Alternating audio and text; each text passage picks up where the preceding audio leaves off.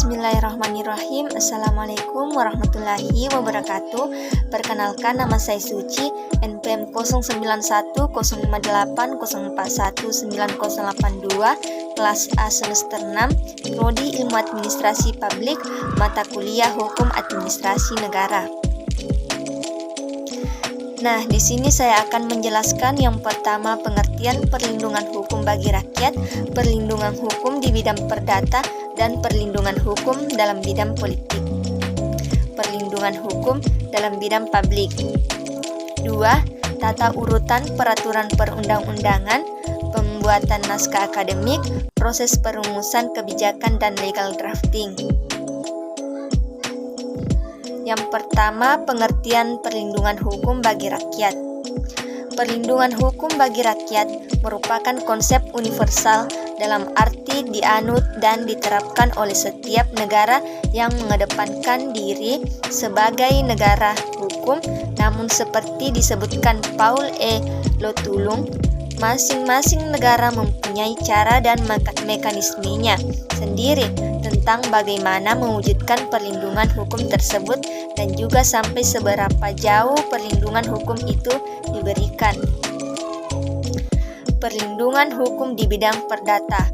Perlindungan hukum dalam bidang perdata, pemerintah dalam melaksanakan tugasnya memerlukan kebebasan bertindak dan mempunyai kedudukan istimewa dibandingkan dengan rakyat biasa.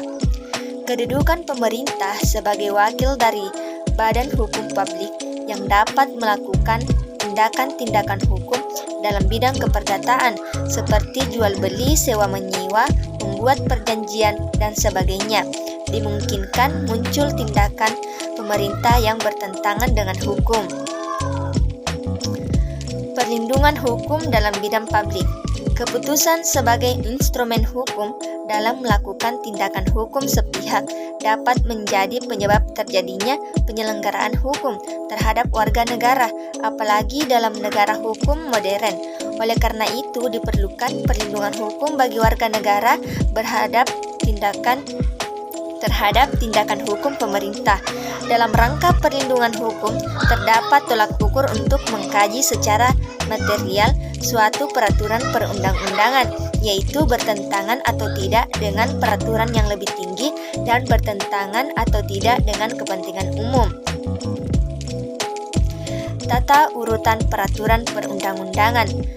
Tata urutan peraturan perundang-undangan di Indonesia berdasarkan pasal 7 Undang-Undang Nomor 12 Tahun 2011. Jenis dan hierarki peraturan perundang-undangan Republik Indonesia adalah sebagai berikut.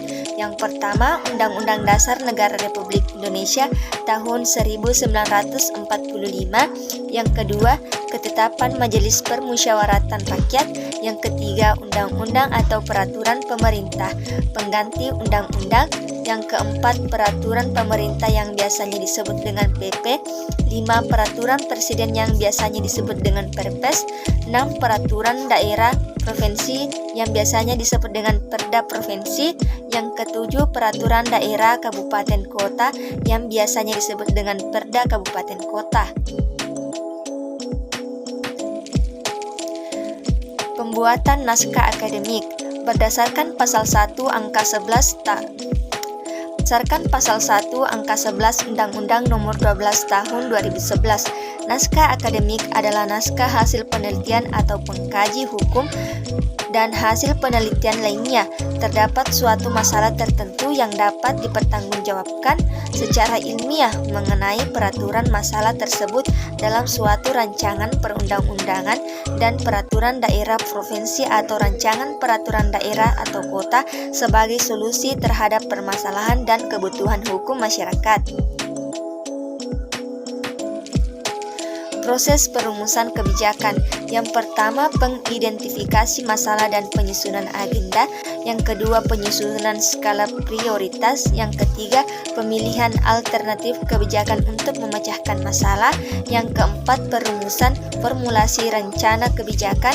Yang kelima, penetapan dan pengesahan kebijakan.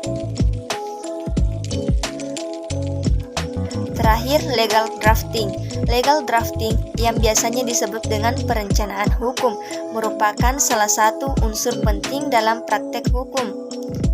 dalam praktik hukum. Legal drafting merupakan kombinasi dari dua kata, yaitu legal dan drafting. Secara harfiah, kata legal bermakna suatu yang sesuai dengan ketentuan hukum, sedangkan drafting bermakna perancangan atau pengkonsepan. Jadi, legal drafting dapat diartikan secara singkat sebagai perancang naskah hukum atau perancang kontrak atau MOU. Nah, itulah tadi presentasi dari saya. Kurang lebihnya mohon dimaafkan. Assalamualaikum warahmatullahi wabarakatuh.